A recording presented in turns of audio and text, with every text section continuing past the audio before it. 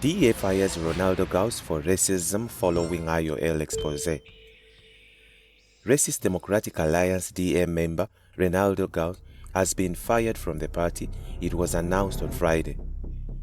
The DA's federal executive has anonymously resolved to terminate Gouws' membership. Mr. Gouws has been formally informed to this decision. He therefore forfeits his Democratic Alliance seat in Parliament, Willie Aucamp, the national spokesperson for the DA, said. This comes after a thorough investigation was conducted by the DA Federal Legal Commission FLC into the allegations against Gouws. The FLC found Mr. Gouws guilty of contravening several sections of the DA's constitution. The DA remains committed to upholding its values of accountability, non-racialism, and respect for all South Africans, Aucamp said. IOL broke the story on how Gouws shared a now deleted video on social media where he could be heard saying, "Alright, so there's a couple of things I want to say. Kill the effing Kafirs, kill the effing niggers. That's all I got to effing say." He was subsequently suspended, but however continued to work as an MP and even attended an induction hosted by the Standing Committee on the Auditor-General. Gouws took IOL to the Press Council over the publication's exposé of the video he made containing racially charged statements and derogatory language. IOL has disagreed with significant aspects of the findings and believed the decision to be fundamentally flawed. IOL has refused to apologize to Gouws and is appealing to Press Council ruling. It is disheartening to see a decision like this, says former DA member Renaldo Gouws. Former member of the Democratic Alliance DA, Renaldo Gouws has broken his silence after his termination from the party was announced on Friday. Gouws took to X, formerly Twitter, to confirm that he had been informed by the party's decision, which meant he would no longer be holding his seat in Parliament under the DA. Mr. Gouws has been formally informed of this decision. He therefore forfeits his Democratic Alliance seat in Parliament, Willie Aucamp, the national spokesperson for the DA, said. This comes after a thorough investigation was conducted by the DA's Federal Legal Commission FLC into the allegations against Gouws. The FLC found Mr. Gouws guilty of contravening several sections of the DA's constitution. The DA remains committed to upholding its values of accountability, non-racialism, and respect for all South Africans, Aucamp said. Gouws confirmed the decision was taken after an investigation into allegations brought against him based on the article which was found he had breached the press code on various counts. While I respect the processes within the party, I strongly disagree with both the findings of the FLC and the actions taken by FedEx. Throughout my career as a public representative, I have always represented my ward, constituency, province and country to the best of my ability. I have consistently worked to represent the best interest of all South Africans regardless of race, culture or creed. It is disheartening to see a decision like this, especially one that I believe fails to reflect the full context of my actions and my dedication to my role as a public representative. It's also disheartening that something I said 15 years ago and completely taken out of context is held against me as if it was said over the last year, Gouws said. In his statement, he has admitted that for the past 16 years, he has been an outspoken voice for accountability in government, and this has made him a target. He said the DA's decision seemed to be motivated by factors beyond the merits of the case against him. However, he will continue to stand firm in his beliefs and convictions, further stating few were willing to do this with cancel culture at an all-time high and with terms racist and bigot being thrown around without consequence. I want to extend my heartfelt thanks to the constituents and supporters who have stood by me over the years. My commitment to fighting for a better South Africa remains unwavering, and with this chapter with the DA may be coming to an end, My journey of service to my country is far from over. I remain committed to the pursuit of a just and prosperous South Africa for all, and I will continue to pursue these goals with integrity, whether inside or outside the political sphere, Gouws said. He also emphasized this was not the end and that he will be exploring all legal and ethical options available to challenge the decision and clear his name. My commitment to my work and the people I serve remains my top priority. Thank you to all who have supported me during this difficult time.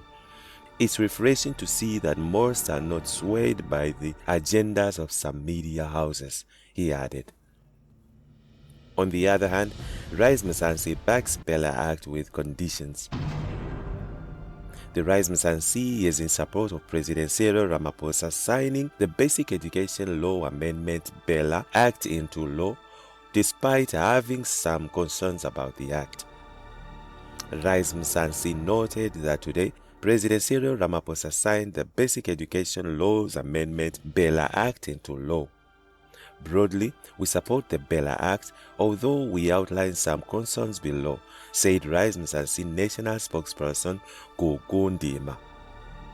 Ndima further explains that while BELA, which amends the South African Schools Act and the Employment of Educators Act, may not be perfect, it is a robust piece of legislation that will help ensure laws regulating schooling adapt to an evolving needs of society and education. With communities becoming more diverse, Rise Mzansi believes that admission and language policies of schools must result from provincial heads of department and school governing bodies working together. This will eliminate perceived and real discrimination, especially on the basis of language, giving weight to the right to equality education of all learners, she said. Ndima furthermore agrees that homeschooling must be appropriately regulated to ensure it meets quality education standards and safeguards children's rights to receive the same educational benefits.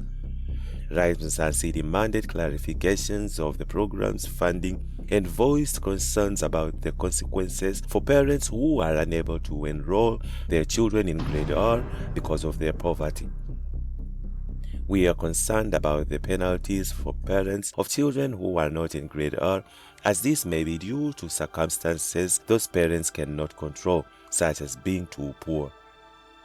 More clarity is needed on how grade R is going to be funded, given that this was previously a program of the Department of Social Development, the party said. Moreover, Rise Mzansi vowed to closely monitor the implementations of the BELA Act and, where it falls short, use their representation in the National Assembly to propose further amendments. Rise Mzansi argues all roles, players and stakeholders to refrain from distorting the legislation for narrow political interests, emphasizing that the needs of learners and educators must take priority regardless of race, class or location. Meanwhile, DA gears up for legal battles over BELA Bill. The Democratic Alliance DA says its legal team will continue with preparations to fight the implementation of the Basic Education Laws Amendment Bill. On Friday, President Cyril Ramaphosa signed the bill into law, adding that the implementation will take place at a later date, pending discussions with other political parties who were against certain clauses. In the spirit of cooperation and meaningful engagement, I have decided to delay the implementation date for clauses 4 and 5 of the bill by 3 months. This will give the parties time to deliberate on these issues and make proposals on how the different views may be accommodated. Should the parties not be able to agree on an approach, then we will proceed with the implementation of these parts of the bill, Ramaphosa said.